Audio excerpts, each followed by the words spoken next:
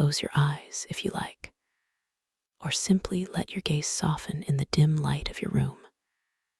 Perhaps you are lying in bed, the covers pulled up to your chin, or maybe you are settled into a comfortable chair, the world outside growing still. Either way, let yourself drift a little. Tonight, we are going to travel far, far back in time to a place that is both ancient and remarkably human, to a village hidden in the desert, where the men who built the tombs of pharaohs once lived their quiet, ordinary, and extraordinary lives. We often think of ancient Egypt in terms of grand monuments, towering pyramids, and the glittering golden masks of kings. But what about the people who made all of that possible? Not the pharaohs, not the high priests, not the nobles. The workers, the ones whose hands shaped the stone, whose eyes measured the angles, whose backs bent under the sun for years on end. There is a place called Deir el-Medina, and it is one of the most precious archaeological sites in all of Egypt. Because it is not a tomb, not a temple, but a home, a village where the craftsmen and laborers lived with their families, their cats, their dogs, their goats, and their very human worries and joys. Let me set the scene for you. Imagine the west bank of the Nile, near the city of Thebes, which is modern Luxor. The river is a wide ribbon of blue-green in a land of golden sand and pale rock. Beyond the lush strip of farmland along the river, the desert rises in jagged hills and valleys. One of those valleys is the Valley of the Kings, where pharaohs were buried in deep, hidden tombs. And not far from that valley, in a small, dry bowl between rocky cliffs, lies the workmen's village. It is a lonely spot, far from the bustling town of Thebes across the river. The only sounds you would hear if you stood there today at sunset are the whisper of wind, the call of a desert bird, and perhaps the distant bark of a dog. But 3,000 years ago, that same wind carried the voices of men, women, and children, the clatter of pots, the tap of a stone chisel, and the low, steady hum of a community living out its days. Our story begins in the New Kingdom, around the time of the 18th dynasty, roughly 1,500 years before the Common Era. The great pharaohs of this period, names like Thutmose, Amenhotep, and Rameses, were building their eternal resting places. They needed the best craftsmen in the land, and so a group of skilled laborers was gathered together and settled in this isolated village. They were not slaves. They were free men, highly respected, well paid, and well provided for. They were the artists, the stone masons, the drafters, the plasterers, the carpenters, and the painters. They were called the servants in the place of truth, a title that carried weight and honor. The village itself was small and orderly. It was built in a rectangular shape, perhaps 20 or 30 houses on each side, with a single main street running through the middle. The houses were made of mud brick, which is exactly what it sounds like. Bricks of dried mud mixed with straw, baked in the sun. They were not grand. They were modest, compact, and functional. A typical house had a front door that opened onto the street, a small courtyard, perhaps a few rooms for sleeping and storage, and a flat roof where the family would sleep on hot summer nights. The walls were whitewashed, sometimes painted with simple scenes of gods, flowers, or daily life. There were no windows on the street side, only a few small, high openings to let in light and keep out the dust. Inside, the floors were packed earth, covered with woven mats. The furniture was sparse. A low bed frame of wood, a chest for clothes and valuables, a few jars for water and grain, and stone tables for eating. You have to imagine the feeling of that place. In the morning, the sun would rise over the eastern cliffs, flooding the village with a soft, golden light. The air would be cool and still, carrying the smell of bread baking and incense burning in a nearby shrine. The men would gather at the village gate, their tools slung over their shoulders, and begin the long, steep walk up the path to the Valley of the Kings. They carried copper chisels, stone hammers, wooden mallets, ropes, and baskets. They walked in groups, talking quietly, their footsteps crunching on the gravel. The path was about 1.5 miles, and it climbed steadily upward, winding through the rocky hills. By the time they reached the worksite, the sun would be higher, and the heat would begin to press down. Inside the tombs, it was another world. The air was cool and dry, lit by the flickering flames of oil lamps. The walls were smooth limestone, covered in dust. The men worked in teams, some carving, some smoothing, some painting. They sang as they worked, call and response songs to keep the rhythm of their hammers. One man would shout a line, and the others would answer, their voices echoing in the narrow corridors. These were not grand anthems. They were simple, sometimes funny, sometimes complaining about the foreman or the quality of the food. And they worked for 8 days in a row, with 2 days off. That schedule was remarkably consistent, and it was written down on fragments of pottery and stone called ostraca, which survived for us to find. Now let us step back from the tomb and return to the village, because the life of the workmen extended far beyond their labor. These were men with families, with hobbies, with debts, with loves and arguments. Their wives managed the household, raised the children, and often kept the family finances. They brewed beer, baked bread, wove linen, and cared for the goats and chickens. The children played in the narrow streets, chasing each other with sticks, rolling hoops, and watching the craftsmen at work in the village workshops.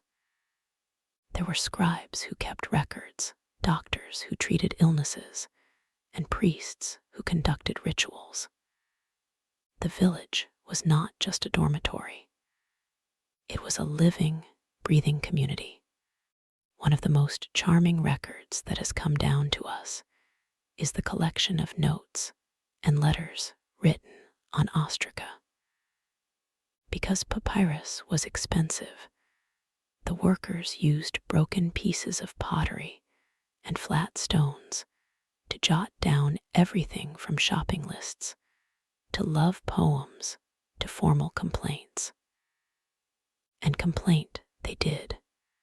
They had a labor union of sorts, and there are records of the first documented strike in history, around the year 1159 before the Common Era, under the reign of Rameses III.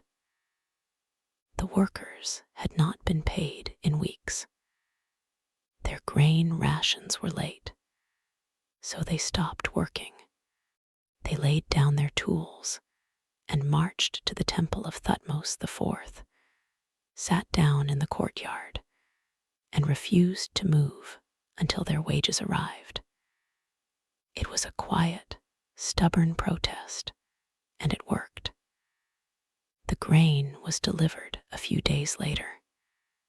It is a wonderfully human moment, proof that even the builders of royal tombs would not be taken for granted. There were also more personal grievances.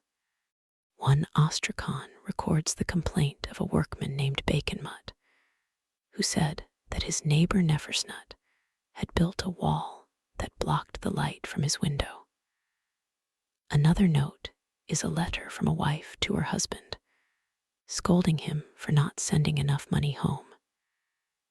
And another is a list of items borrowed from a friend: a chisel, a jar of oil, a basket of dates.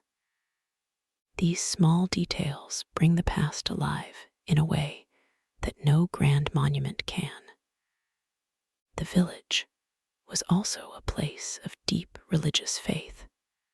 The workmen worshipped a variety of gods, but they had a special devotion to the god Ta, the patron deity of craftsmen, and to the goddess Meritseger, who was believed to dwell in the peak that loomed over the Valley of the Kings. She was a cobra goddess, associated with the underworld and with punishment of wrongdoers, but she was also a protector of the tomb workers. They built a small shrine at the village gateway, and they made offerings of bread, beer, and flowers. They also celebrated festivals, days when the whole village would gather for feasting, drinking, and dancing. These festivals were loud and joyful, a release from the hard labor of the tomb. One of the most endearing aspects of the village is the evidence of pets. The workmen and their families kept cats, obviously, but also dogs, monkeys, and even gazelles. One famous Ostrakhan shows a cartoon of a cat serving a mouse at a banquet, a playful image that suggests the artists had a sense of humor. They also kept domesticated animals like sheep, goats, and pigs, which wandered through the streets and kept the villagers supplied with milk, meat, and leather. The smell of the village must have been quite strong, a mix of animals, cooking fires, dusty earth, and human sweat. But it was a living smell, full of activity. Now, let me talk about the layout of the village a little more precisely, because it helps to picture it in your mind. The main street, which the archaeologists call the Street of the Tombs, ran from north to south. On either side, the houses were set closely together, sharing walls.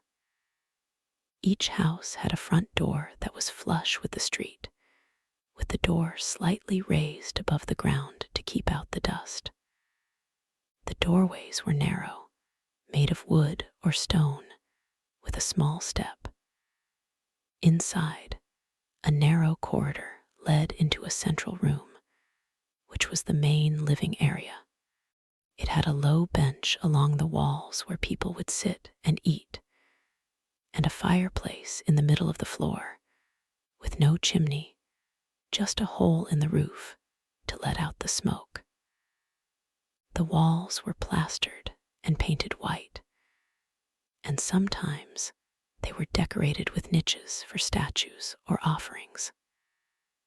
Beyond the central room, there might be a smaller bedroom, a storage room, and a kitchen, which was often just a corner of the courtyard.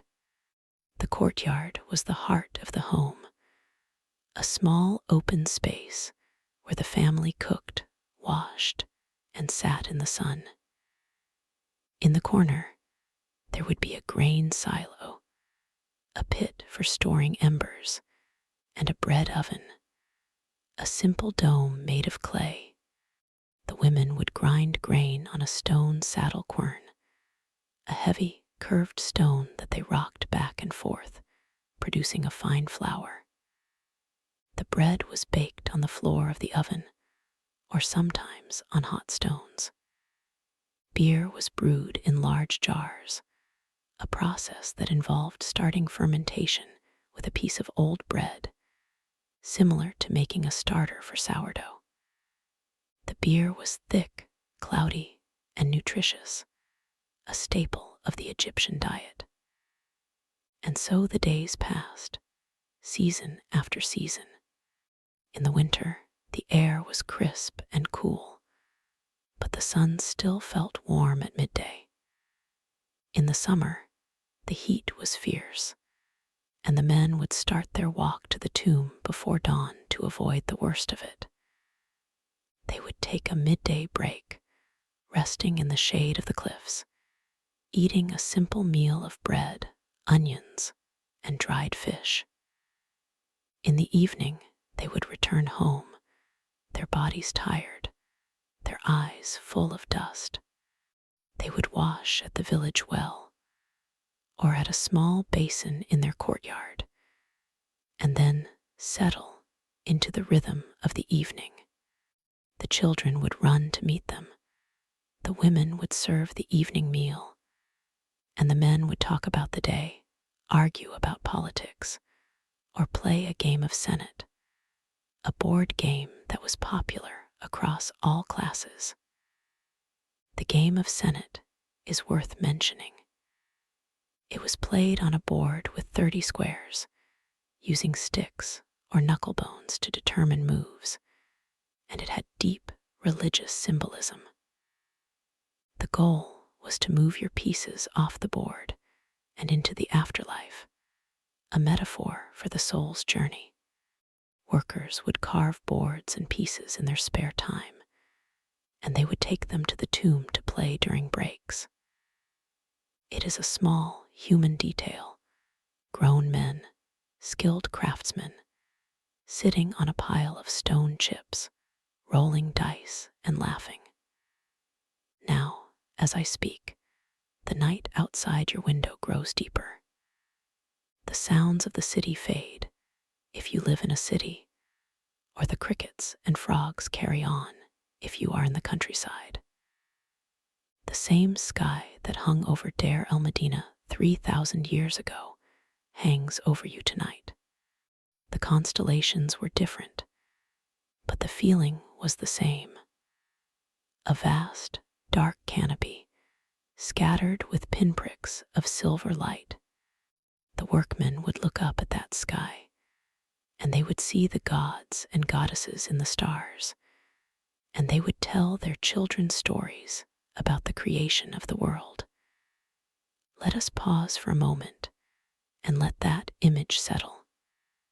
You are lying there, warm and comfortable. The weight of the blankets is soft on your body. Your breathing slows, and in your mind, you are walking down that dusty street between the whitewashed walls, past a door where a woman is singing to her baby, past a corner where a group of men are arguing good-naturedly over a game, past a small shrine where a lamp flickers in the darkness. The smells are strange, but not unpleasant. Bread, incense, straw, sweat. The air is dry and still, and the only sounds are human sounds, the sounds of life. This is the world we will explore together over the course of this story. The lives of the men who built the tombs, and the women who kept their world running, and the children who grew up in the shadow of the cliffs. We will look at their tools, their diets, their medical treatments, their songs, and their sorrows. But for now, we will stay here in the quiet of the night, letting the gentle drift of the past carry us along. So close your eyes and listen to the voice of an old stone, whispering the secrets of a village that has crumbled back to dust, but whose memory remains, carved not in granite, but in the fragile, precious words of ordinary people. And so, as you lie there in the quiet dark, let us drift a little deeper into that stone village, into the narrow streets where the dust rose in small puffs under the feet of children playing. The children of Deir el Medina were everywhere, as children always are, their laughter echoing off the whitewashed walls, their small hands leaving smudges on the plaster. They learned early what their parents did, watching the men sharpen chisels or grind pigments, and the girls helped their mothers with the bread and the beer. But they also had time to play. Archaeologists have found tiny clay figures, little dolls and animals, shaped by small, unpracticed fingers. They have found game pieces, worn smooth by countless games of hounds and jackals, a board game that children played on the ground with pebbles and sticks. And they have found the bones of small pets, a dog that was buried with care, a cat that died of old age, a monkey that was loved and mourned. One of the most touching discoveries was a set of footprints in a patch of dried mud, preserved for 3,000 years. The footprints were of a child, perhaps 5 years old, running across a wet patch of ground after rain. The prints are small, the toes splayed, the heels pressed deep, as if the child was in a hurry, chasing a ball or a friend.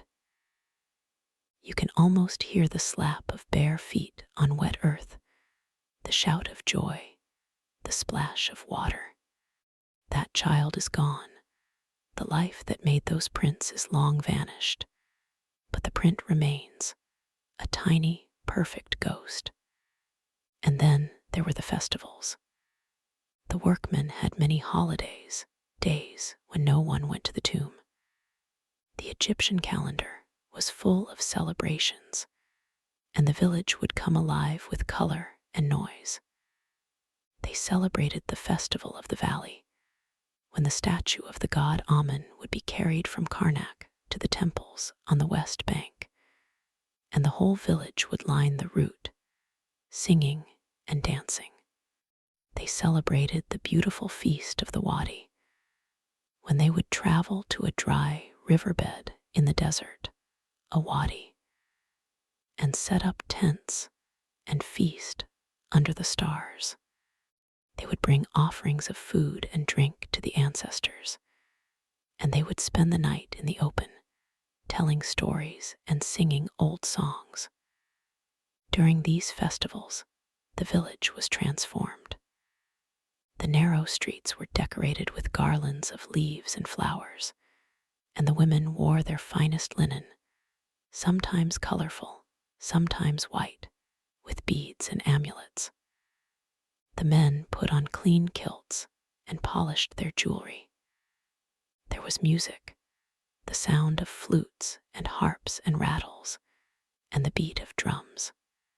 People would drink beer and wine, and eat roast meat, duck and goose and goat, and fresh bread with honey. And they would dance, the whole village moving together in a great, swirling circle, the dust rising under their feet, the firelight flickering on their faces. But even in the midst of celebration, there was a shadow. The desert was never far, and the next day they would return to the hard labor of the tomb. The festivals were a release, a reminder that life was not only work, but also joy. The workmen knew they were building something that would outlast them, something that would carry the names of kings into eternity. And they knew that their own names, the names of ordinary people, would be forgotten. So they carved their names on ostraca, they left letters to the dead, they scratched graffiti on the temple walls. They wanted to be remembered, and in a way they are. Tonight, As you lie here, you are remembering them. You are thinking about a man named Ka, who was the foreman of the tomb builders, a skilled architect who oversaw the work on the tomb of Ramses II. He lived in a large house in the village with his wife, Merit, and their children. When Ka died, he was buried in a small tomb of his own, not far from the village, and his tomb was found undisturbed by archaeologists, full of the objects he used in life: his bronze tools, his wooden chests, his linen clothes, his bed, his chair, even his shaving kit. It is a remarkable collection, a time capsule of a single life. And Merit, his wife, was buried with him. Her jewelry was found, her makeup palette, her wigs. There was a box of food, dried figs and dates, and a jar of honey. These were not grand treasures, but they were precious. They show that even in death, the workmen expected comfort, expected the simple pleasures of life to continue. It is a deeply human hope. Now, let us walk back into the village in the late afternoon, when the sun has begun to slant low and the heat of the day is softening. The men are returning from the tomb. They come in groups, their shoulders drooping, their feet dragging, but they are talking and laughing. One of them is carrying a sack of grain, a portion of his wages. Another is holding a broken chisel, which he will mend tonight by the fire. The children run to meet them, and the women stand in the doorways, shading their eyes with their hands.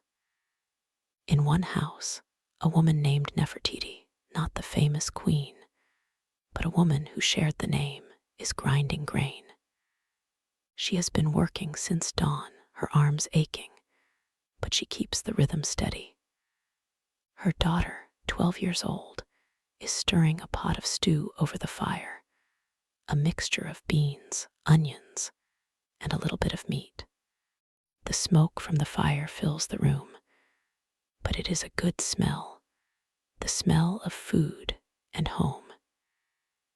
In another house, a man named Menmos is sitting on the roof, watching the sun sink behind the cliffs.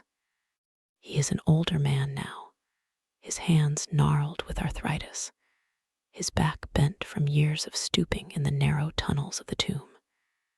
He no longer works the chisel, he is too slow. But he still goes to the site every day to supervise the younger men, to pass on his knowledge. He is proud of his work. He has helped carve the tomb of a king, and he knows that his hands have touched stone that will last forever. As the evening deepens, the lamps are lit. They are simple clay saucers filled with oil, with a wick of twisted flax. The light is dim and golden, casting long shadows on the walls. The families sit together, eating their evening meal. The bread is dipped in oil, the stew is eaten with fingers, the beer is passed around. There is talk, gossip, news from the outside world. Someone has heard that there is trouble in the south, a rebellion in Nubia. Someone else says that the grain shipment was delayed again. But these worries fade as the night grows still.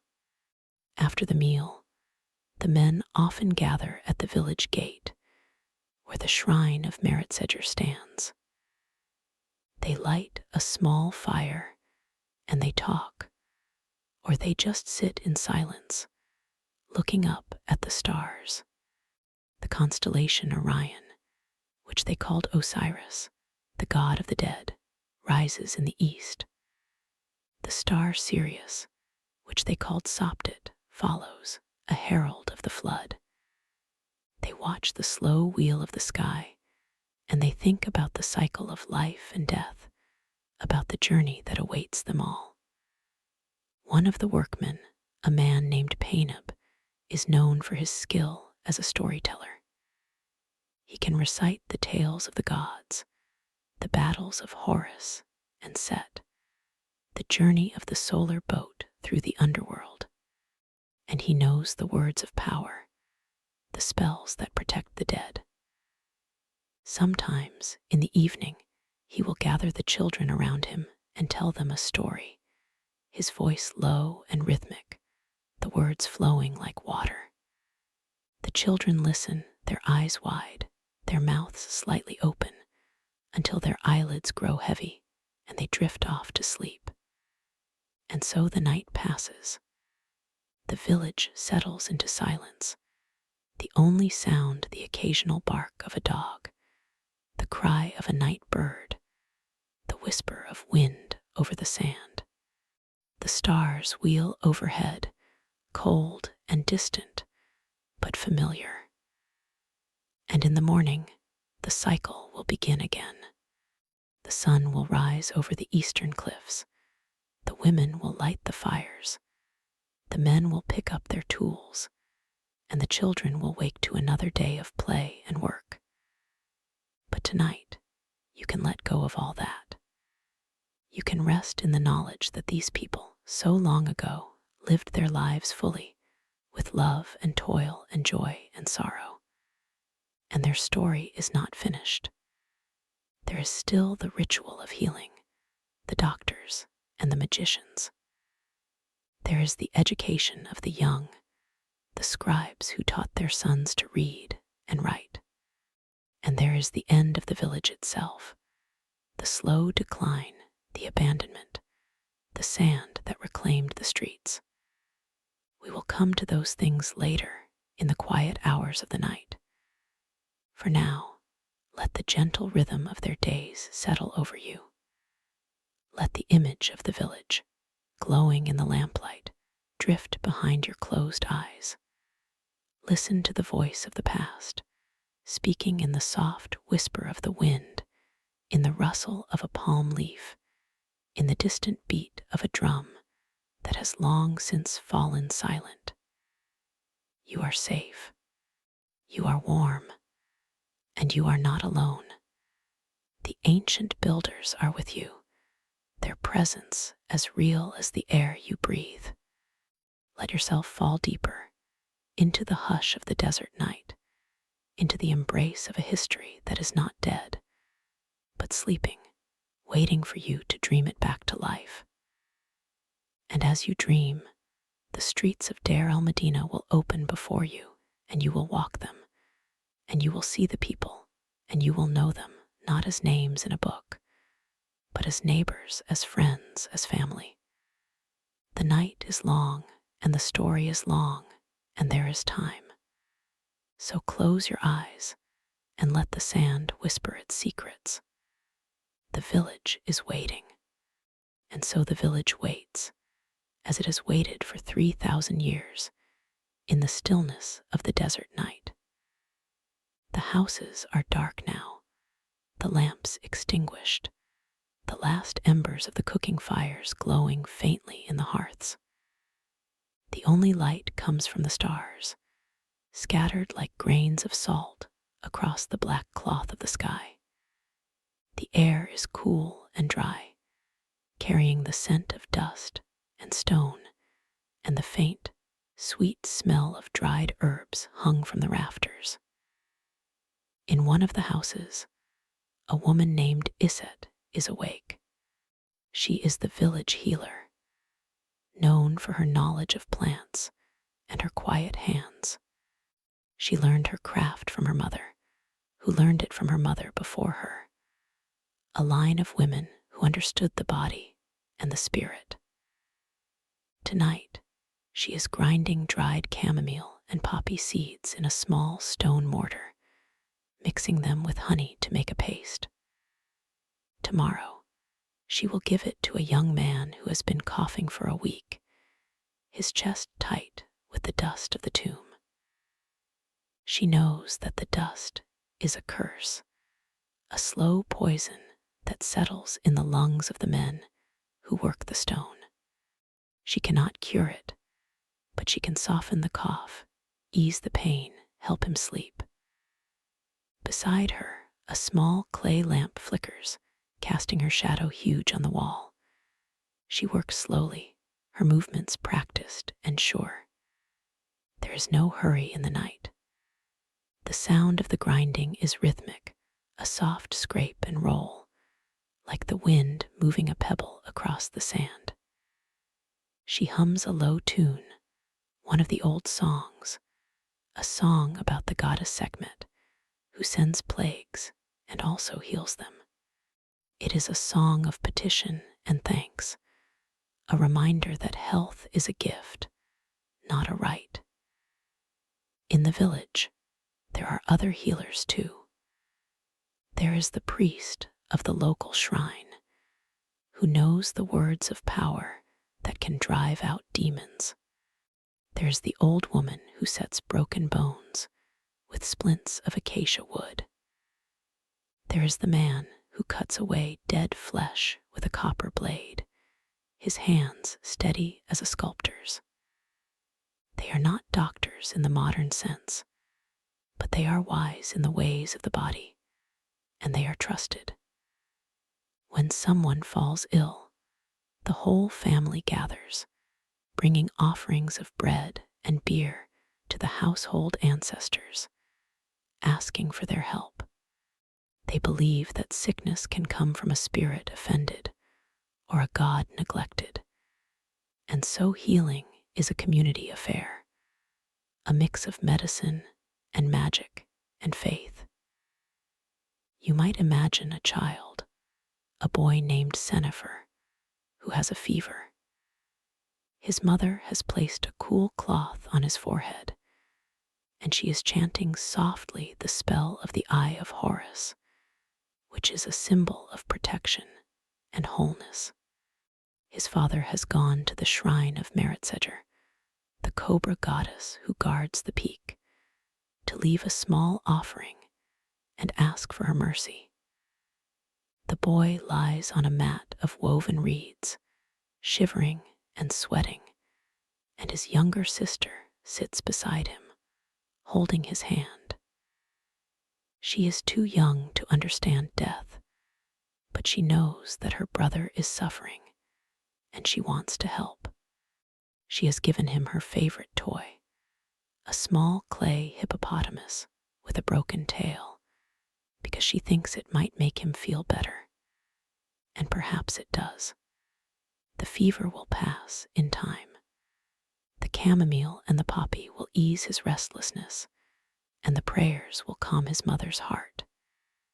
In a few days, he will be up again, running through the narrow alleys, chasing the stray cats that live under the grain storage bins. The village will sigh with relief, and life will resume its slow, steady rhythm.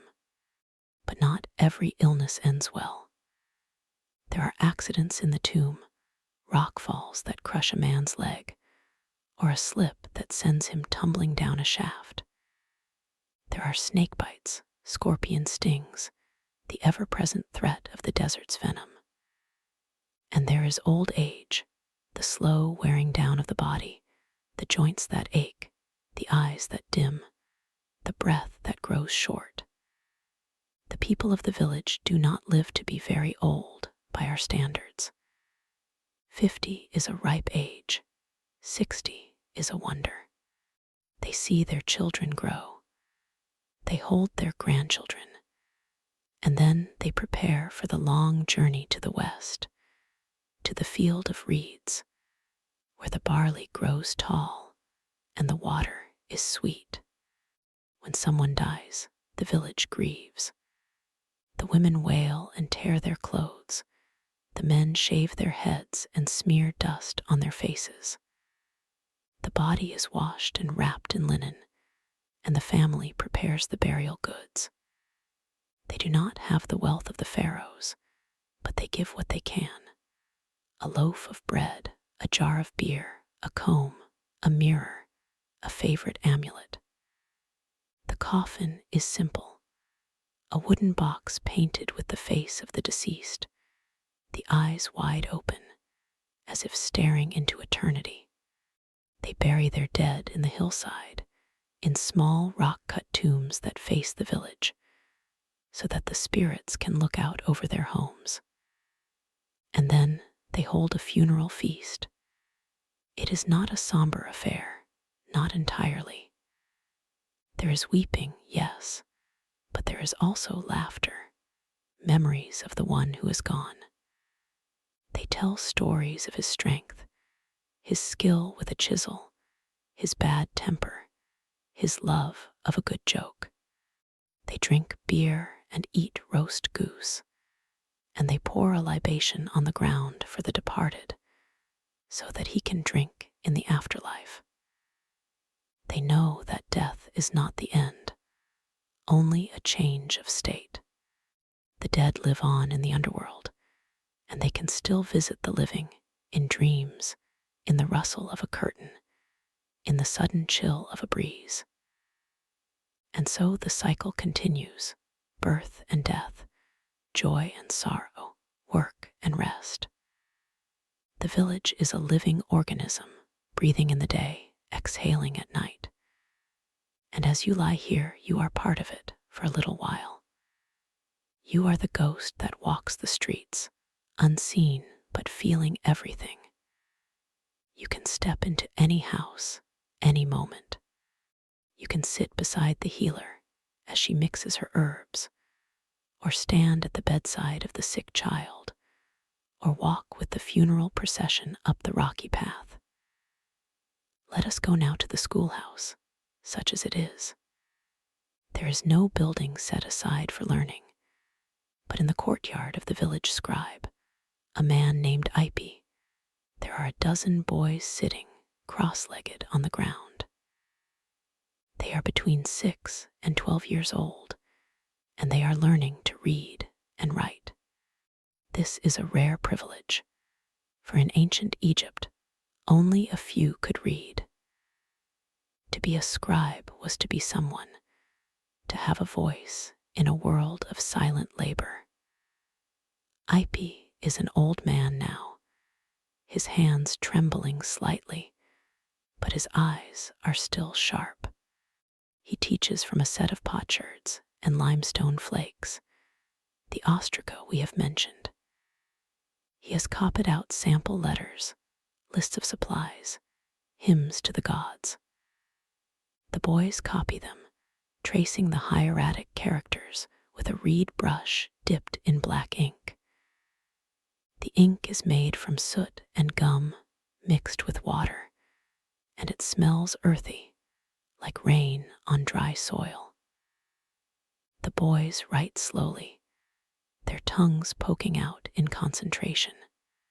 They make mistakes, of course, smudges and misshapen signs, and Ipy takes their hand gently and guides it, showing them the correct stroke.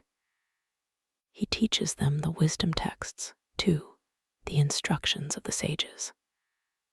One of his favorites is the instruction of a menemope, a collection of sayings that teach humility, patience, and respect for the gods.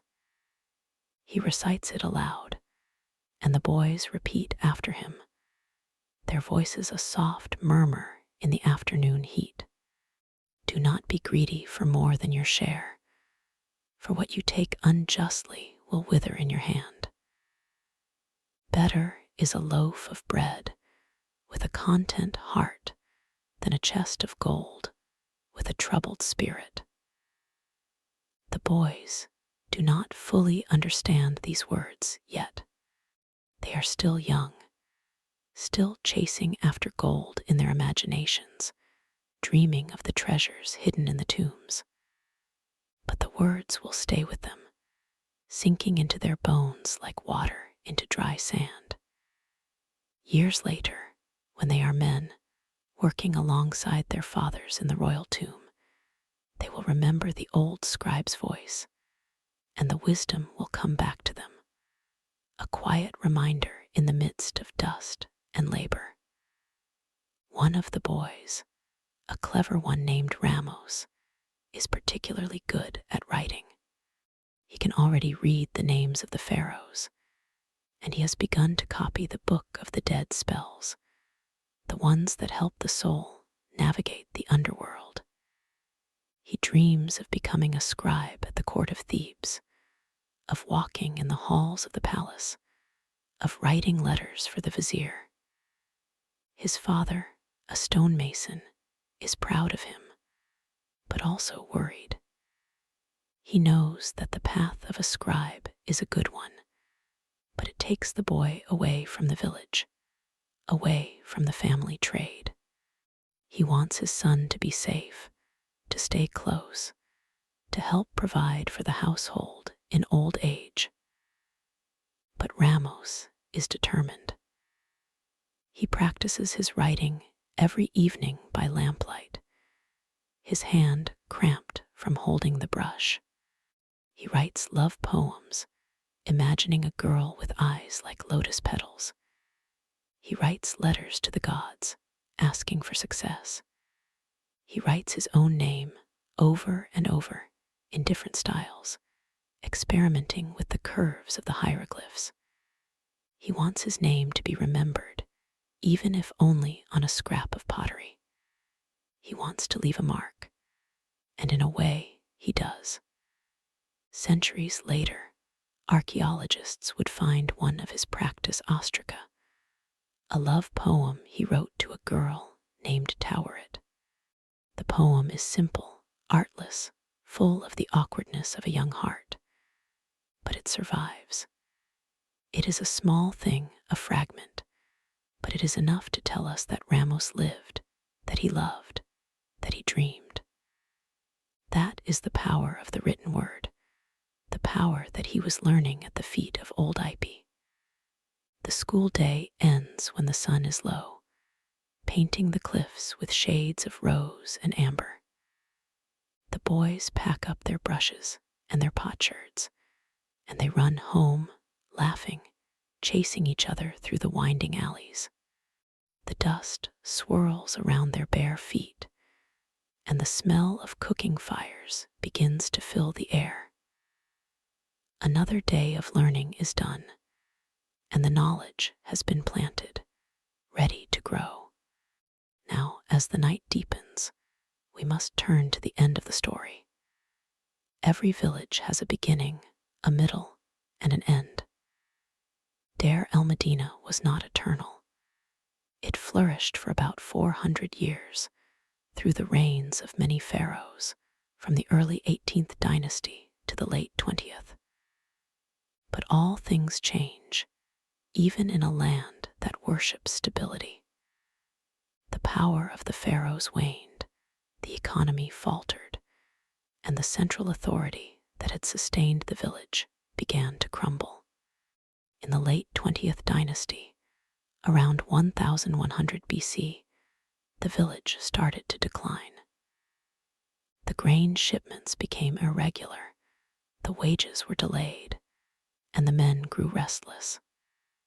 There were strikes, the first recorded labor strikes in history.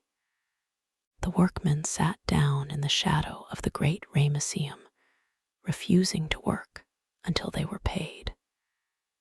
They wrote petitions, they complained to the vizier, they threatened to abandon the tombs and go to the temple to demand justice. It was a desperate act, a sign that the old order was breaking down. And then the tomb robbing began. Some of the workmen, desperate and hungry, turned to the very tombs they had built. They broke into the burial chambers of kings and nobles, stealing the gold and silver, the precious oils and linens. They sold the loot to traders from the north, and the trade of the dead became a grim economy. The officials were corrupt, looking the other way, taking their cut. And the gods did not strike them down, not immediately. The world went on, but the village could not survive the crisis of faith and order. The population shrank. Houses were abandoned, their roofs collapsing, their walls crumbling. The street that had once echoed with the sound of children's laughter, became silent. The shrine of Meritseger, where the workmen had left their offerings for centuries, fell into neglect. The cobra goddess might have turned away, or she might have wept, seeing her children scatter. By the early 21st dynasty, Deir el-Medina was virtually empty. The few remaining families moved to the nearby town of Medinet Habu, seeking shelter near the temple complex. The workshops, the houses, the tombs of the workmen themselves, all were left to the desert. The sand crept in, covering the streets, filling the doorways, burying the ostraca and the tools, the cooking pots and the jewelry. The village slept, its voice muted by the wind, and there it lay for 3,000 years, until the men with picks and brushes came from across the sea. They found it half buried, full of secrets. They excavated the houses, the tombs, the rubbish heaps, and they brought out the broken pieces of lives. They found the love poems and the angry letters, the shopping lists and the school exercises. They found the mummies of the workmen, still wearing their amulets, still clutching their tools.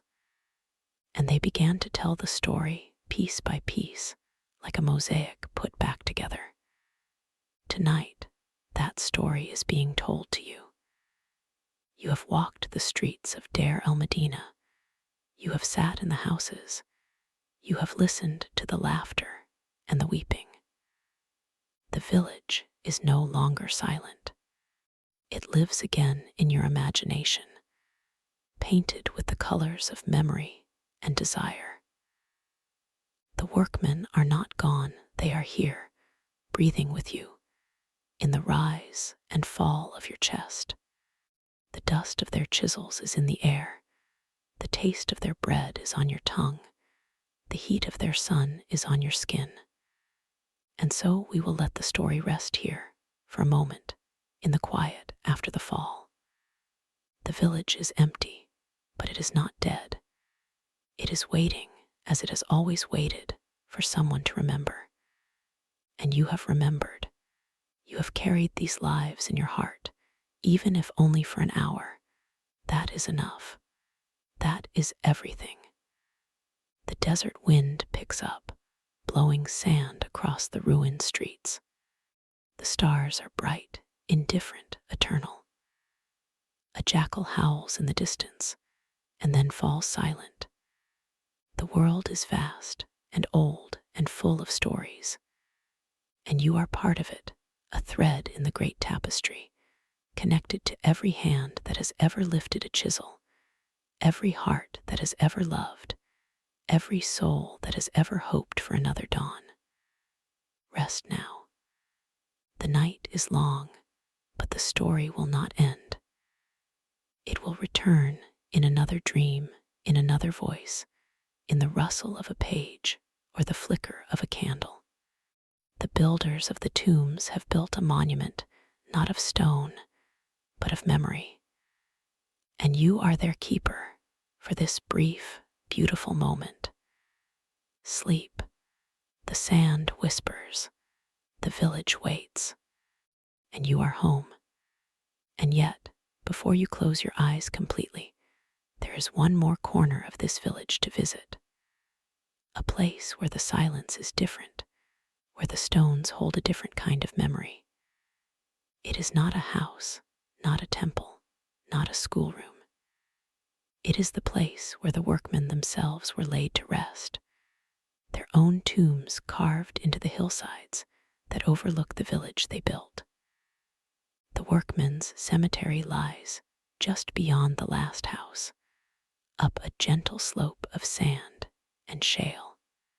If you were to walk there now, in the deep of the night, you would find the path marked by small cairns, heaps of stones placed by generations of mourners. The moonlight catches the chips of white limestone, making them gleam like scattered bones. The air is cooler here, carrying the scent of dust and dried herbs, the faintest hint of resin from long-sealed coffins. The workmen did not build grand pyramids for themselves. They were humble men for all their skill, and they knew that eternity was not measured in the size of a monument, but in the care of those who remembered. Their tombs are modest, a single chamber cut into the rock, a small courtyard where offerings could be left, a stela carved with the name and a prayer. Some have a tiny pyramidion, a miniature version of the royal tombs, no taller than a man's knee. It is enough. It says, "I was here. I built for the king, and now I rest." Let us step inside one of these tombs, the one belonging to a man named Ka and his wife Merit. Their tomb was discovered in the early 20th century, almost entirely intact, as if they had only just closed the door behind them. The archaeologists found Ka's mummy still wrapped in linen, his face covered by a painted mask, his hands holding a small wooden hoe. Even in death, he carried the tool of his trade. Merit lay beside him, her body adorned with jewelry, a garland of dried flowers still woven into her hair. They had been together for decades, raising children, sharing meals, enduring the heat and the dust. Now they were together in the dark, peaceful, undisturbed. The coffin of Ka is painted with scenes from the Book of the Dead, but the colors are soft, worn by time. The hieroglyphs speak of the judgment of the heart, of the weighing of the soul against the feather of truth. But Ka need not have worried. His heart was light. He had been a good man, a diligent worker, a steady husband. He had not stolen from the tombs. He had not cheated his neighbors. He had not cursed the gods. He had simply lived as best he could in the shadow of the mountain. In the corner of the tomb, there is a small wooden chest. Inside, the archaeologists found a collection of personal items: a comb, a razor, a pair of sandals worn thin at the heel. There was also a letter, written on a piece of papyrus, folded and tied with a string. It was a letter from Ka to his son, written when the son was away on a journey to the city. The words are simple, full of longing and advice. "Eat well, my son. Do not stay out too late in the taverns. Remember to offer to the ancestors. Your mother misses you. We are both well." The papyrus is brittle now, but the love in it is still fresh, still warm after 3,000 years. Merit's belongings include a mirror of polished bronze, still faintly reflective, and a small pot of eye paint, the kohl that Egyptian women used to line their eyes. You can imagine her sitting in the courtyard of their house, the morning sun just cresting the cliffs, carefully applying the black powder with a thin stick, humming a song her mother had taught her. It was beautiful, not in the way of statues and paintings, but in the way of a woman who worked with her hands, who laughed easily, who knew the weight of a water jar and the lightness of a child's embrace. The tomb of Ka and Merit is not a famous place. It does not appear in tourist guides, but it is a home in its way. A home for two souls who have been sleeping for a very long time. And if you listen carefully, in the stillness of the night, you might hear Merit's voice, singing that old song drifting through the stone. Now let us walk a little farther to the edge of the cemetery, where the tombs of the overseers and the scribes are carved. They are slightly larger, slightly more decorated, but still humble compared to the royal tombs they served. One of these belongs to a man named Neferhotep, the chief painter. His tomb walls are covered with scenes of his life. He is shown visiting his estate, inspecting the fields, greeting his wife. He is also shown at work, a brush in his hand, painting the image of a god on the wall of a royal chamber. He was proud of his work, and he wanted everyone to know it. Neferhotep's tomb has a long inscription, a kind of autobiography. He describes how he was chosen by the pharaoh himself to decorate the tomb of Ramesses II. He tells of the colors he used: the lapis lazuli blue from faraway mines, the red ochre from the desert, the gold leaf that shimmered like the sun. He writes with a craftsman's pride, but also with a humble man's gratitude. I was given the task, and I did not fail. The king smiled upon me, and I was rewarded with bread and beer, with oil and cloth. But there is sorrow in the inscription too. Neferhotep mentions the death of his son, a boy who died young. He says, I painted the walls of the tomb of the king, but I could not paint my son back to life. The words are carved in stone, but you can feel the ache behind them. He left an offering of a small carved heart, placed in a niche, so that his son might have a heart in the afterlife. It is a heartbreaking gesture, a father's love made permanent in stone. If you walk past Neferhotep's tomb, you come to a small open area, a kind of plaza where the workmen gathered for festivals. There is a stone platform here where a statue of the goddess Hathor once stood. She was the goddess of love, music, and drunkenness, and the workmen celebrated her festival every year with great joy. They would drink beer until they staggered. They would dance and sing. They would tell stories and forget the labor of the day. The festival was a release, a moment when the strict rules of the village were loosened, and a man could be foolish and happy.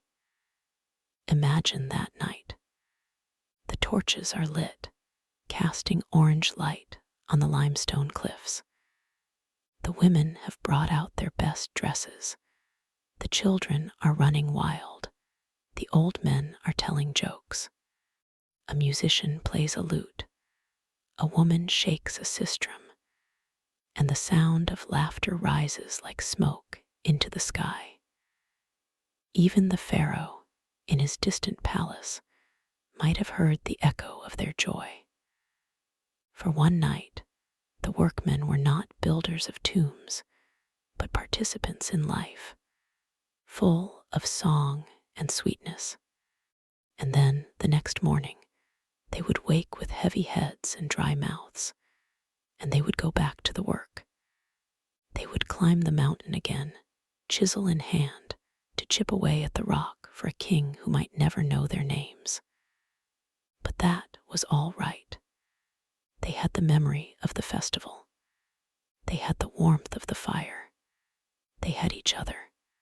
As you stand in this empty plaza under the stars, you can almost hear the echoes of that laughter. It is faint, like a sound heard from across a valley, but it is there. Village is not silent after all. It is filled with the ghosts of joy, the remnants of celebration, the dust of dancing feet. Now, let us go back down the path, past the houses, past the school, past the well, to the edge of the great wall that surrounds Deir el-Medina. Outside the wall, the desert stretches to the horizon, empty and infinite. But if you look closely, you can see the faint outlines of other paths, leading to other tombs, other villages, other lives. The workmen were not alone in this desert. They traded with the Bedouin. They hired laborers from the nearby towns. They sent messengers to Thebes. The village was a node in a network of trade and communication. One of the most curious objects found in the village is a letter from a woman named Erinfer to her husband, who was away working on the royal tomb. She writes, "My dear, I am sending you a bundle of leeks and a jar of fresh beer. The children are well, but the donkey is sick. Please ask the priest to say a prayer for it. Also, the neighbor's goat got into the garden and ate all the lettuce. I am very angry. Please send money." Letter is mundane, domestic, utterly ordinary. But it is also a piece of a real life. A woman's voice reaching across millennia to tell us that she had a garden, a donkey, a husband, and a temper. These small things, these fragments, are what make Deir el-Medina so precious. The grand monuments are beautiful, but they are cold. They speak of power and eternity, but the village speaks of home. It speaks of the people who lived, loved, fought, and forgave in the shadow of the great tombs. They were not kings. They were not gods. They were men and women with calloused hands and sore backs, with hopes that were mostly small and mostly fulfilled. They wanted a good harvest, a healthy child, a quiet old age. They wanted to be remembered, but not necessarily in stone. A mention in a family prayer, a careful alphabet on a shard, that was enough. And now, the night is deepening. The first hint of dawn is still hours away. You are lying in your bed, warm and safe, and the story of the village is settling into your mind like dust settling on a shelf. Perhaps you dream of Ramos, the boy who wrote love poems. Perhaps you dream of Ka and Merit, side by side in their tomb. Perhaps you dream of the festival of Hathor, the music and the wine, the feeling of being part of something larger than yourself. But dreams are not the end. The village waits, as it has always waited, for someone to remember. And you have remembered. You have walked its streets. You have touched its stones. You have heard its voices. The memory is now a part of you, woven into the fabric of your own life. When you wake in the morning, you might see the morning light differently, knowing that it once fell on the same limestone cliffs, the same dusty paths, the same faces. The desert wind picks up again, but this time it is not a howl, but a whisper. It carries the scent of time and old stone, of bread baking in a clay oven, of incense from a forgotten shrine. The stars are still bright, indifferent, eternal. But the village is not indifferent. It is alive in the telling, breathing in the rhythm of your breath. Rest now. There is no more to say tonight. The story will continue when you are ready, in another dream, in another quiet hour. The builders of the tombs have built a monument, not of stone, but of memory. And you are their keeper for this brief, beautiful moment. Sleep. The sand whispers. The village waits. And you are home. But before you surrender completely to the arms of sleep, let me draw you back for just a moment longer. There is a story I have not yet told you, a story about a woman named Tammet and her cat. It was found written on a scrap of limestone, a letter she sent to the foreman when her cat went missing. She writes with a mother's worry, describing the cat's markings, its favorite spot in the sun, the way it would purr when she ground the grain. The foreman, surprisingly, responded, sending a note back that the cat had been seen near the Temple of Hathor and was safe. This small exchange tells us that even in a village of tomb builders, the love of a pet mattered. The scribe who carved the letter did not think it was important enough to save, but it was saved anyway, buried under a floor, waiting for us to find it. And we did. Now, think about the children of Deir el-Medina. They were not just the future workers who would one day take up the chisel and hammer. They were children, full of curiosity and mischief. Archaeologists have found their toys, little wooden dolls with movable arms, balls made of leather stuffed with straw, spinning tops that would whirl on the hard-packed earth. One toy was a tiny clay horse on wheels, pulled by a string.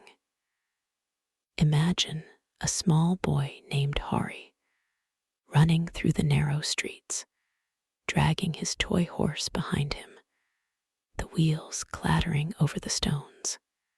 His mother calls him for dinner, and he leaves the horse in the dust, and there it remains for 3,000 years until a brush uncovers it in the 20th century. The horse is now in a museum, but its joy is still present, a small echo of childhood laughter. The children also learned to read and write, for literacy was valued in this village. Not all workmen were scribes, but many could read enough to leave graffiti on the tombs they built, little messages like "We worked here." It was hot. The beer was good. They learned from the older scribes, sitting cross-legged on the ground with a flat piece of limestone and a brush. They copied out lists of words, proverbs, and sometimes, when the teacher was not looking, they drew pictures of donkeys or the pharaoh with a funny hat. One boy named Pentaweret left a note on a potsherd that says, "I am learning to write. I am tired. My hand hurts." It is the complaint of every school child in every age. And then there were the animals. The village was full of them, donkeys for carrying water and supplies, goats for milk and meat, dogs for guarding the houses, and cats for keeping the mice away from the grain. One donkey, named Benu, is mentioned in several letters. He was stubborn, it seems, and often refused to move. The workmen wrote about him with affectionate exasperation.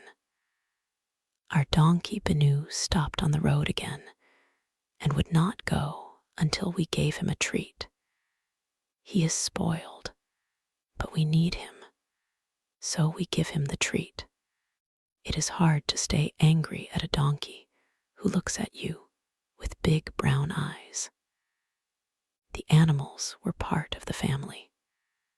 When a dog died, the workmen sometimes buried it under the floor of the house with a small offering of bread and beer so that it might have a good afterlife too.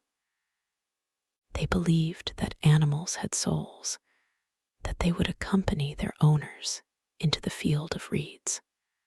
It is a tender thought that even in the next world, a man might walk with his dog by his side, or a woman might hear her cat purring in the evening. Now, let us step inside a house for a moment.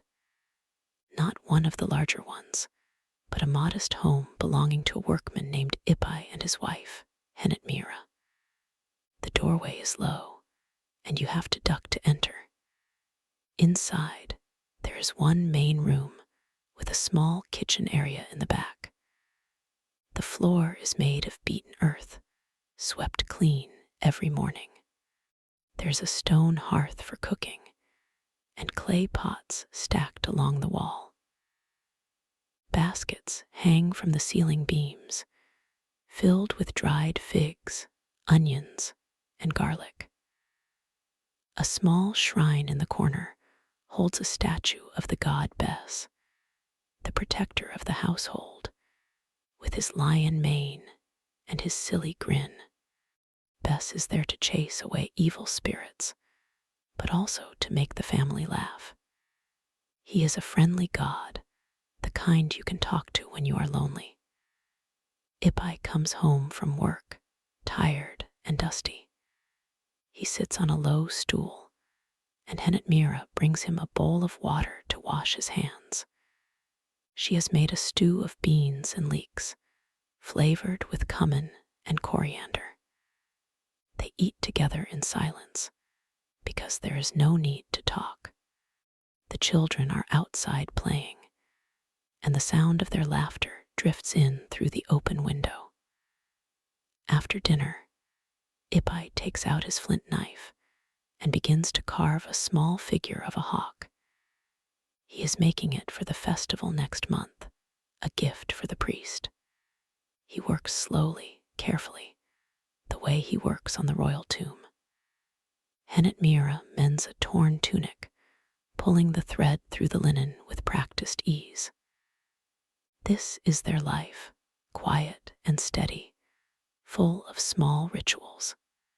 And then one evening, a messenger arrives from Thebes.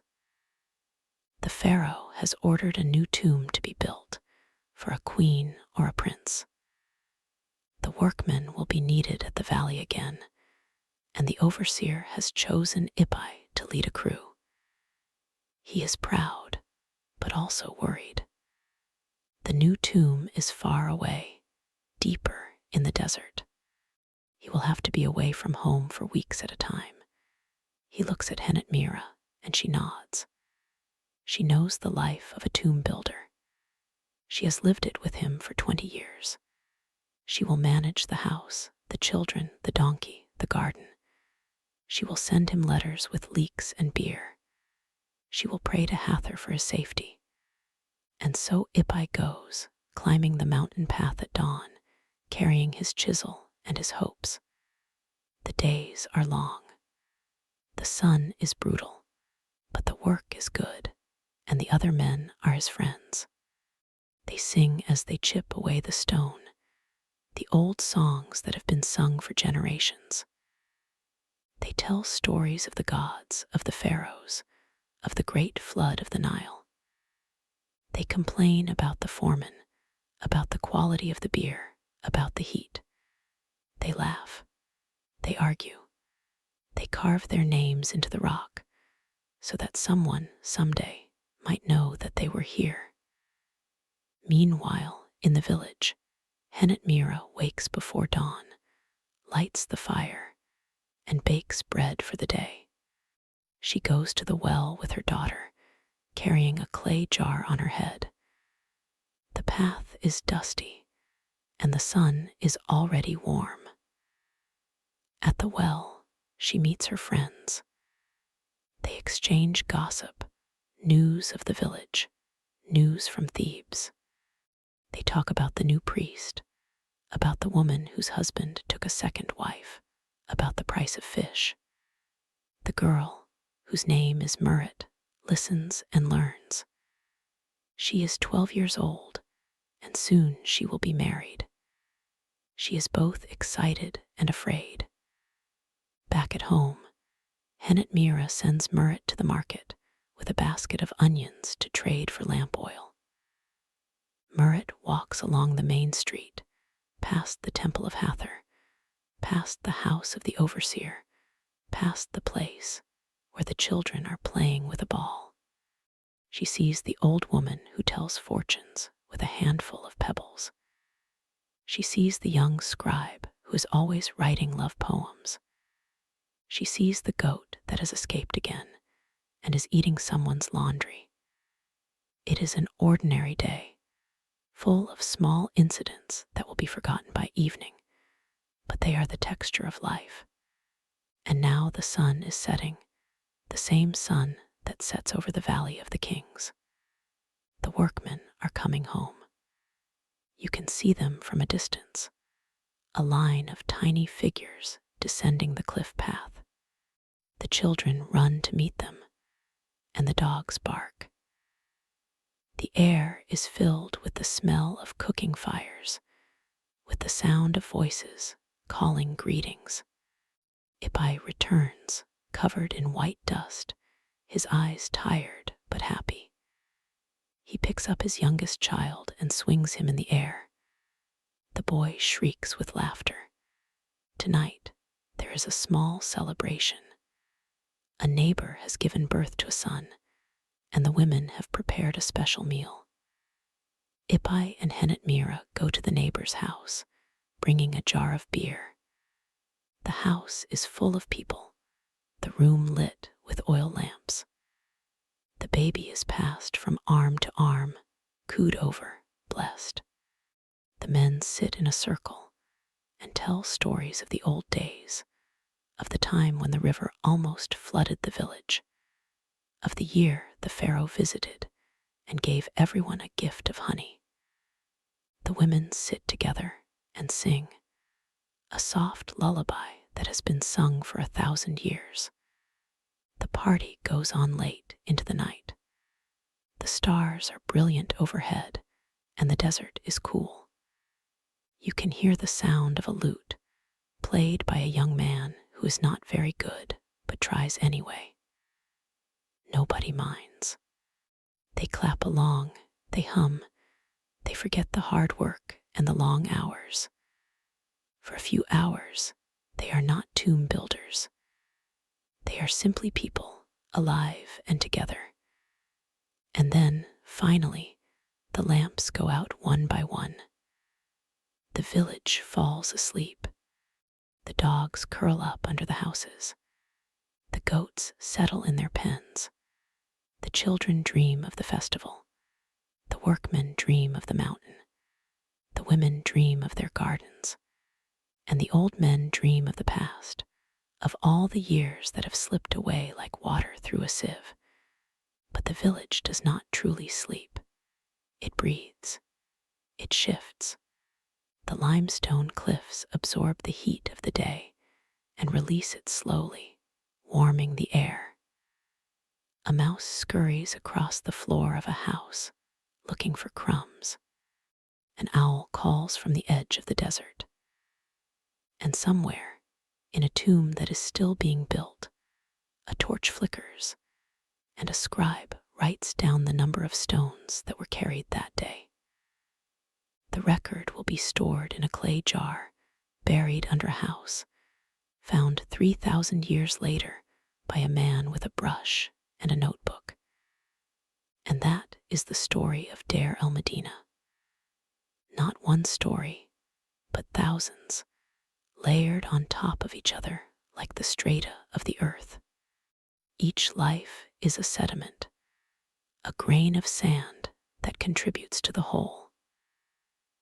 The greatest kings are known by their statues and their pyramids, but the workmen are known by their letters, their toys, their cat, their donkey, their love poems. They are known because they wrote things down. They are known because they cared enough to tell us that they were human. So now, truly, you can rest. The story is not finished, but it will continue in your dreams. The voices of the village will follow you, not as noise, but as a quiet hum, like the wind through the reeds along the Nile. You will dream of Ramos and his love, of Tammet and her cat, of Ipai and his chisel. You will dream of the festival of Hathor, of the dancing and the wine. And when you wake, you will remember not every detail, but the feeling of having walked through time itself. The sand whispers. The village waits. And you are home, not just in your bed, but in the long, slow story of the human heart. Sleep now deeply and well. The ancient builders have done their work. They have passed the memory to you. And that is enough. And that is enough. But the night is not quite over, and the desert holds one more story, one more whisper from the past, before you drift completely into sleep. There is a house at the edge of the village, a little apart from the others, where an old woman lives alone. Her name is Urit, and she is the keeper of the dead. Not a priest, not a mourner, but the one who prepares the bodies for the journey to the west. She has done this work for 40 years, ever since her husband died in a rockfall at the tomb. She learned from her mother, who learned from her mother, and the knowledge goes back further than anyone can remember. The village does not speak of her often, but they bring her gifts: a bundle of herbs, a jar of honey, a strip of clean linen. She lives quietly, surrounded by clay jars filled with natron and resin, by rolls of bandages and stacks of amulets. Her hands are stained with the brown of ancient skin, but she washes them carefully before she eats. She is not feared, she is respected. She is the one who ensures that the dead are not forgotten, that they are wrapped and anointed, and given the words of power to speak in the underworld. Tonight, Urit sits by her fire, adding a pinch of myrrh to a small clay pot. She is making a balm for the body of a young man who died yesterday, a carpenter who fell from a scaffold. He was only 25, with a wife and a child on the way. The whole village is mourning, but Urit does not weep. She works with steady hands, mixing the myrrh with oil and beeswax, stirring slowly. She remembers the young man as a boy, running through the streets with a toy chariot. She remembers his father, who died in the same way 30 years ago. The pattern repeats, like the carving of hieroglyphs. She does not question it. The gods know what they are doing, even when it seems cruel. She chants a soft prayer to Anubis, the jackal-headed god of embalming, and the firelight flickers across her lined face. At the other end of the village, the mother of the young man sits in her house, surrounded by her daughters. She does not sleep. She holds a lock of her son's hair, cut this morning, and she rocks back and forth, humming an old song. The women do not speak, they simply sit with her, their presence a silent comfort. The lamps burn low, and the shadows dance. Outside, a jackal howls, and they all shiver, knowing it is a sign. But they are not afraid. The jackal is Anubis, and he is here to guide the young man's soul. The mother prays to Hathor, asking her to take her son into the field of reeds, where he can fish and farm forever, where the sun never burns and the water never dries. The daughters cry softly, but the mother is dry-eyed. She has been preparing for this all her life. She knows the rituals. She knows the words. Tomorrow, the funeral will begin. The body will be taken to Urit's house, where it will be washed and wrapped. The priests will come, and they will recite the spells from the Book of the Dead. The family will bring offerings: bread, beer, a roasted duck, a bunch of grapes. The tomb is already prepared, a small chamber in the cliff, not far from the village. The young man will be buried with his tools, so he can work in the afterlife.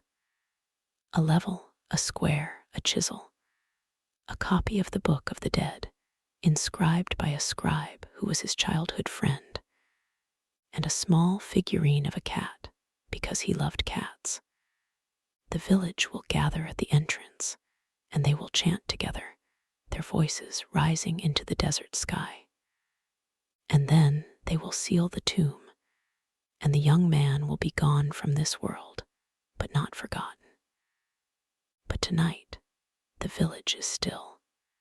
The mother finally falls asleep, her head on her daughter's shoulder. The sisters lie down on mats, covering themselves with linen. The lamp goes out, and the house is dark. Outside, Urit finishes her balm and places the pot on a shelf.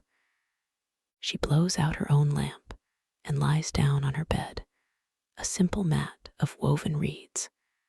She is old and her bones ache. She thinks of her own funeral, which cannot be far away.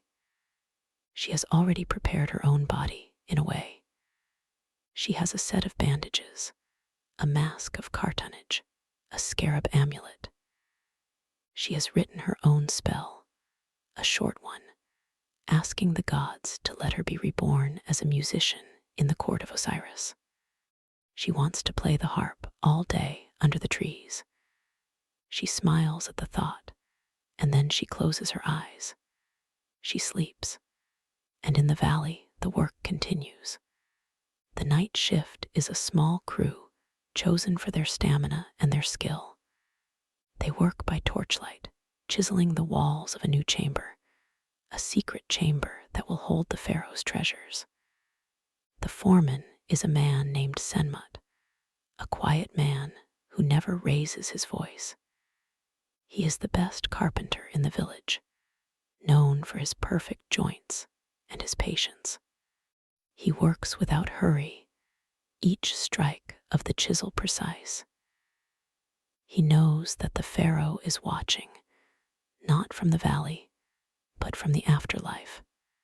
The pharaoh's Ka is present, a spiritual double that hovers over the work, judging every block. Senmut does not mind. He is used to being watched. He works for the gods and for the future.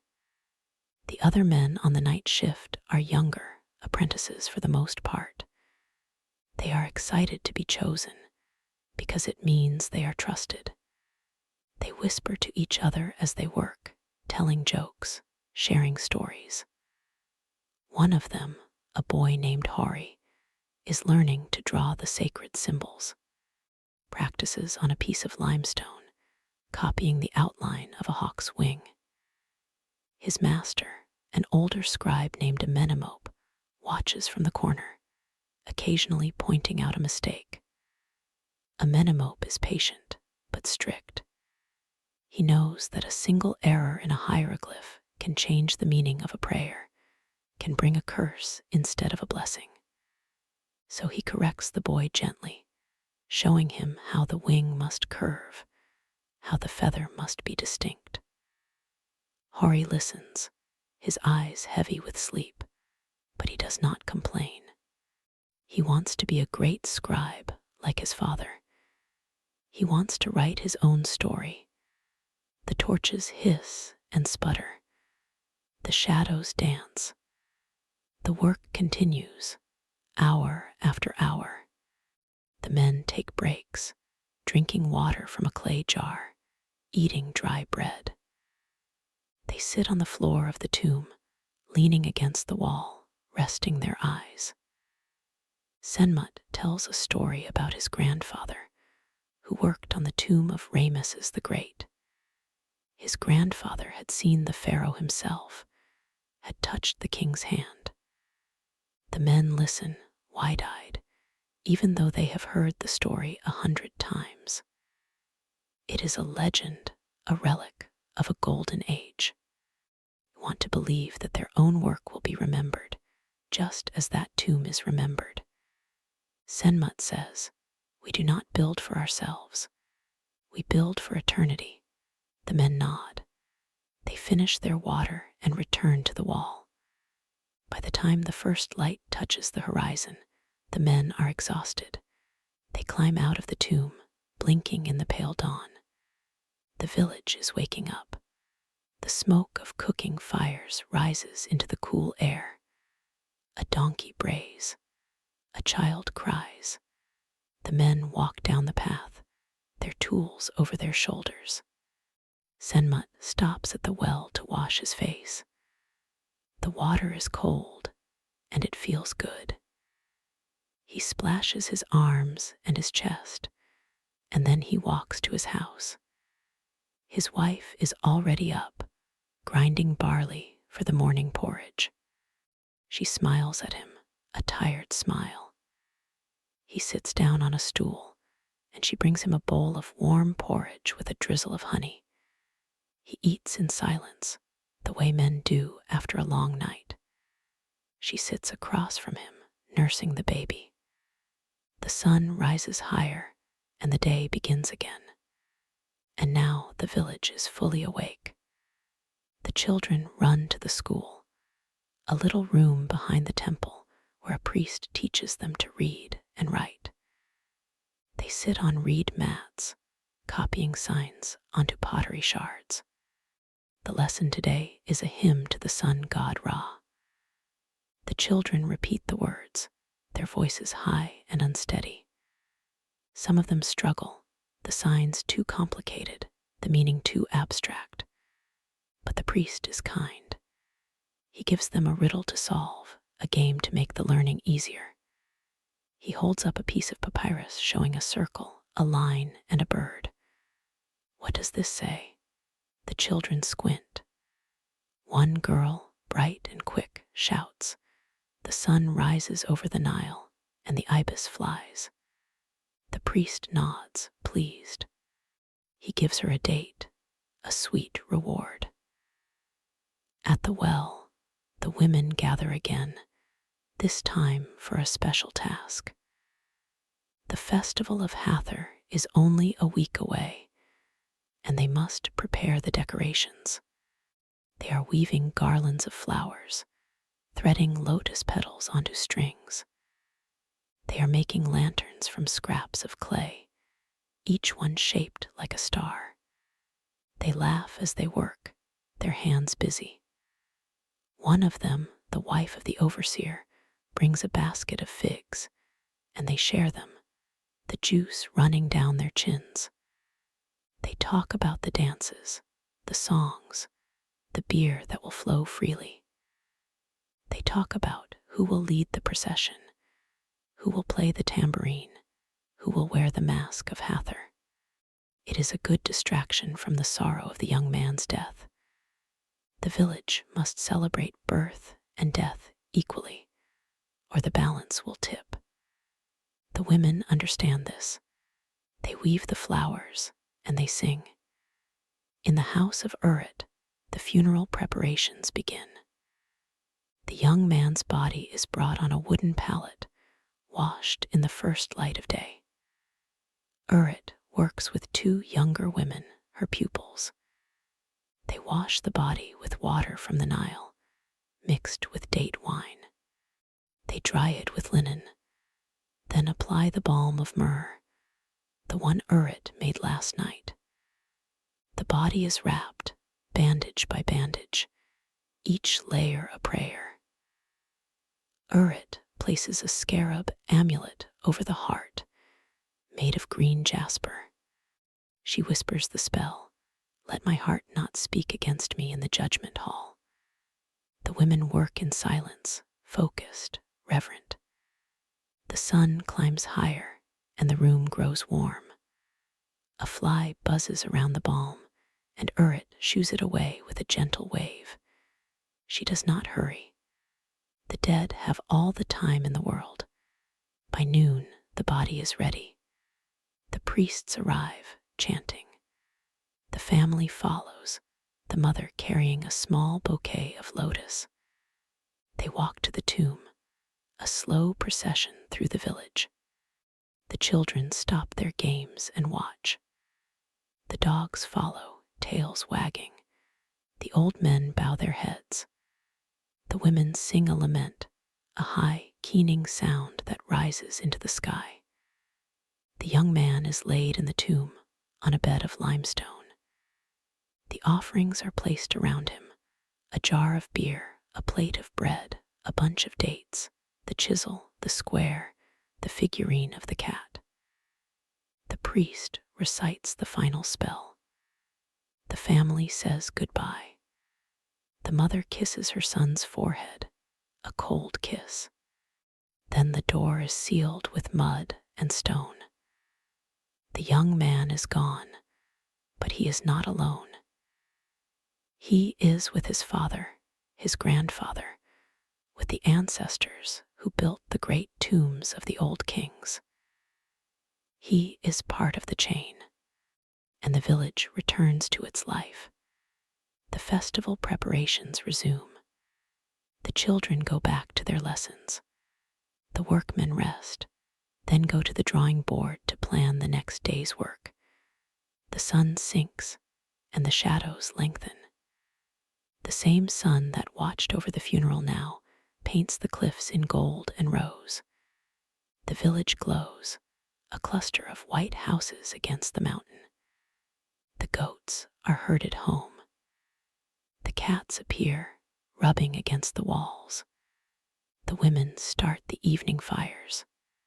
The men gather at the temple, where the priest gives a short blessing, thanking Hathor for another day. The air smells of bread and incense and dust. And then, as the stars appear, the village settles into its final quiet. The festival will come, and it will be a time of joy, of dancing, of forgetting for a while the weight of the work and the sorrow of death. But tonight, the village is at peace. The people sleep, each in their own way, each with their own dreams. And you, the listener, you are there too, in the long history of the human heart. You have walked the dusty paths. You have seen the cats and the donkeys. You have heard the lullabies and the chisels. You have known Urit and her balm, Senmut and his patience, the mother and her grief, the children and their laughter. They are not figures in a book. They are your neighbors, your friends, your family across time. The sand shifts. The stars turn. The village waits as it has waited for 3,000 years. It waits for the next traveler, the next listener, the next dreamer. And when you wake, you will carry it with you, not as a memory, but as a part of yourself. You will look at the moon and see the same moon that lit the workmen's path. You will taste bread and remember the scent of their ovens. You will hear a child's laugh and know that it is the same laugh that has echoed through the ages. So now, let go. Let the story settle around you like a warm blanket. The tomb builders are done. The village is quiet. The night is yours. Sleep and dream of the desert. Sleep and rest. The ancient world is not gone. It is here, in the space between your breaths, in the flicker of a lamp, in the beat of your heart. And it is enough. It is always enough. And now, as the night deepens, the village settles into a rhythm even more ancient than the tombs. The fires burn low, the last songs fade, and the only sound is the wind moving through the alleyways. The wind carries the scent of dried herbs and the distant smell of water from the Nile, a dampness that feels like a secret. It is a sound that has been the same for thousands of years, a sound that the workmen heard as they walked home, a sound that the children fell asleep to, a sound that the old men listened to as they sat on their doorsteps, thinking of their youth. In one of the houses, an old man named Kenemet is awake. He is too old to work in the tomb now, his hands twisted with time, his back bent like a reed. but he still remembers. He remembers the day he carved the face of a god into the wall of a chamber deep underground, a face that would never see the light of day, a face that would be sealed in darkness for eternity. He remembers the weight of the mallet, the sound of the chisel against the stone, the dust in his eyes. He remembers the pride he felt and the fear that he would make a mistake, that he would chip the stone in the wrong place, that the god's eye would be crooked. But he did not make a mistake. The face is perfect, hidden, waiting. Kenemet sits on his stool, a piece of wood that has been worn smooth by generations. He holds a piece of limestone in his hands, a small tablet. He traces the edge with his thumb, feeling the grain. He is carving a name, just a name, for his grandson who was born last week. It is a simple gift, a way to mark the child's place in the world. The name is Ta, after the god of craftsmen. It is a good name, a strong name. Kenemet works slowly, his old hands steady but tired. The lamp flickers, and he pauses, waiting for the flame to settle. He does not rush. The name will be done when it is done. Outside, the village is dark, but the sky is alive. The stars are so close that you could almost reach up and touch them, like grains of salt scattered on a black cloth. The moon has risen, a thin sliver, a crescent that hangs low over the cliffs. It casts a pale light, just enough to see the shapes of the houses, the outline of the well, the shadow of the temple. A dog walks through the alley, astray, its paws silent on the packed earth. It sniffs at a door, then moves on. It is looking for something, or perhaps just wandering. The dogs of the ancient world were the same as the dogs of today, curious, patient, always searching. In the temple, the priest is alone. He is not sleeping.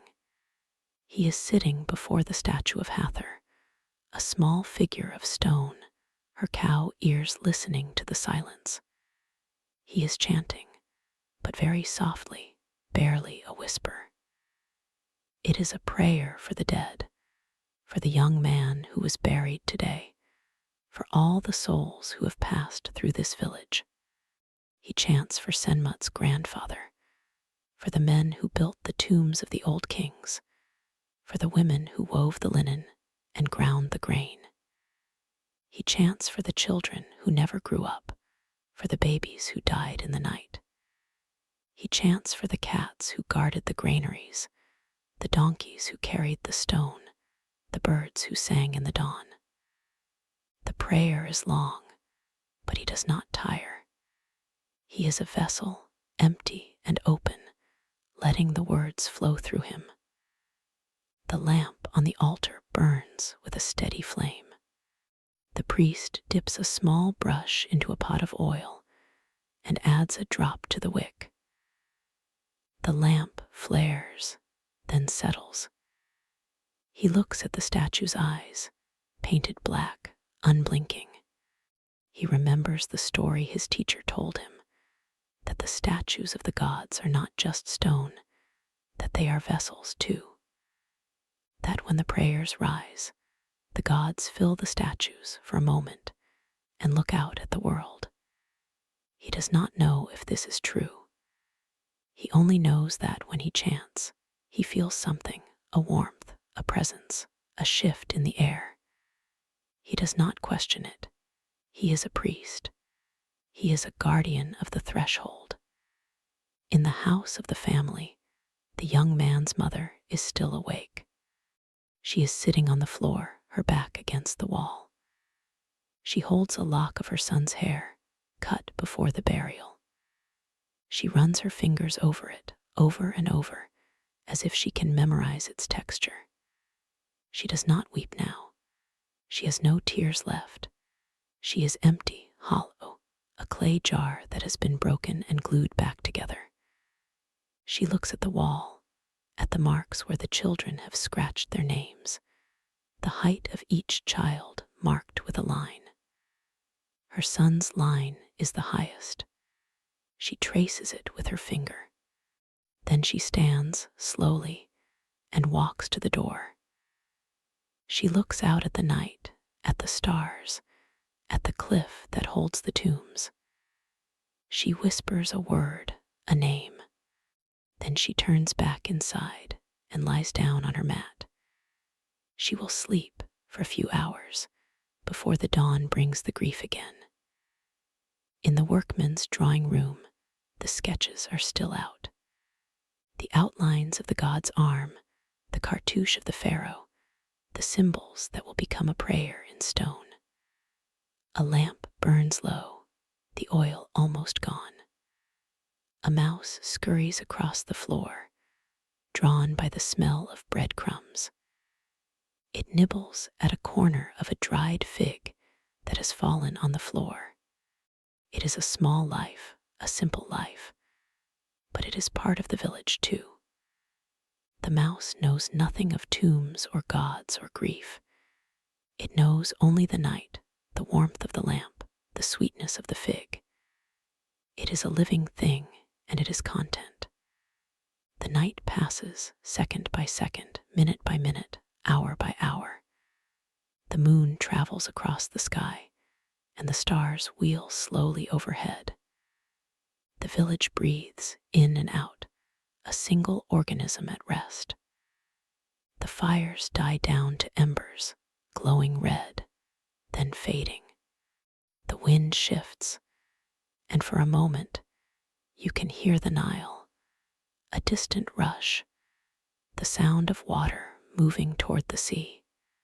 It is the same river that carried the boats of the pharaohs, that watered the fields of the farmers, that quenched the thirst of the workmen. It is a constant, a thread that connects all things. And then, in the deepest part of the night, just before the first hint of gray in the east, the village is completely still. Even the mice have stopped their scurrying. The dogs are curled up in the doorways. The cats are asleep on the roofs. The people are dreaming, each in their own silent world. Senmut dreams of a wall that has no end, a wall of perfectly carved stones, each one fitting into the next without a gap. Urit dreams of her daughter, walking through a field of flowers, her arms full of petals.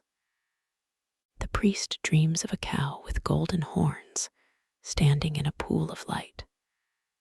The mother dreams of her son, young again, laughing, running through the village, his shadow long and thin in the afternoon sun. And you, the listener, you are dreaming too. You are dreaming of a place you have never been, a time you have never lived. But it is real. It is as real as the breath in your lungs, the weight of your body on the bed, the sound of your own heartbeat. The ancient world is not a story. It is a memory that belongs to all of us, passed from generation to generation, whispered in the wind, carved in the stone, written in the stars. So let go. Let the sound of the wind carry you. Let the stars watch over you. Let the village of the workmen hold you for a little while in its quiet embrace. The tombs are sealed, the festivals are over, the work is done. There is nothing left but the stillness, the peace, the long, slow turning of the earth. Sleep, sleep. The night is kind. The ancient world is waiting. And it will be there in the morning, in the light, in the dust, in the laughter of a child, in the taste of bread, in the warmth of the sun. It will be there always, just as it is now, at the end of the day, at the edge of the desert, in the heart of the village, in the silence.